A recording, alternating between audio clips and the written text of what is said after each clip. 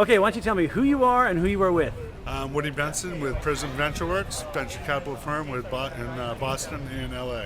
And what do you do at Prism Ventures? I run the digital media practice. Okay, so it's been a rough week in the tech sector and every sector pretty much. What is kind of your advice for companies in the new media space? You've funded worldwide biggies, you've funded comedy.com. For those kinds of startups who may have gotten funding in the past year, what's your advice to them? Well, I think there's been a lot of talk about run for the hills or batten down the hatches.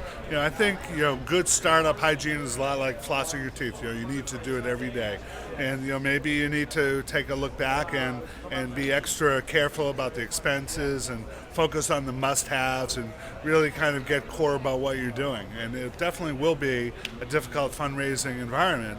I would point out a few things. One, today the great Warren Buffett came out and said, it's time to buy American stocks. I think that says a lot about the country, and many of the great VC returns have happened right after a terrible incident.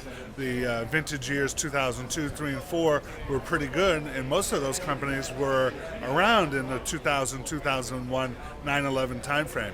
And I think what we learned is, capital isn't abundant and easy flowing, that you have to treat every dollar preciously and be really focused on your business model and be really focused on your customers and really kind of focused on, what is the most essential thing to do. And I think everything will be all right. It certainly, looks dim and gloomy right now. Many would say it's the greatest time to start a startup because by the time you go through product development, the time you go through testing, the world would be a better place, and it's a great time to hire. It's a great time to get deals on real estate. It's a great time to get deals on office equipment. It's a great time to get deals on people. If you're in New York, there's plenty of financial software engineers probably looking for jobs. So, I don't think it's ever black or ever white. It's certainly a tougher shade of gray, but I don't think anything that we've seen kind of shakes the spirit of the moxie of the entrepreneur. And if you have a good business idea and you're focused, you'll make it through. So what do you think about the content creation business right now? It's kind of going through growing pains. What do you see as the opportunities there? There are a lot of web video sites up, a lot of comedy sites up, a lot of professional networks are getting into it. What do you see as the opportunities in like an online video space? So change is very, very good for everybody. I think we've maybe overdone it on the low quality user gen side.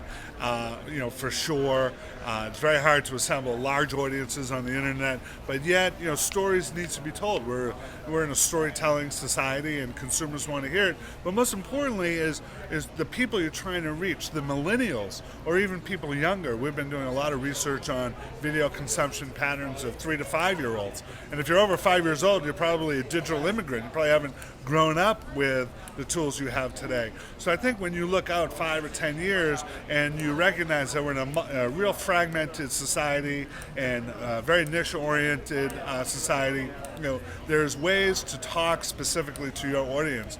If you notice, I have a 15-year-old and a 17-year-old, and they don't go sit and just cruise through the channels of what's on TV. They get what they want, whenever they want, wherever they are, on whatever device. And that's the golden opportunity for anyone delivering a message. And I couldn't agree more that quality needs to come up. I think as costs came down so fast, so you could buy cameras like the one you have, anyone could post videos on the internet.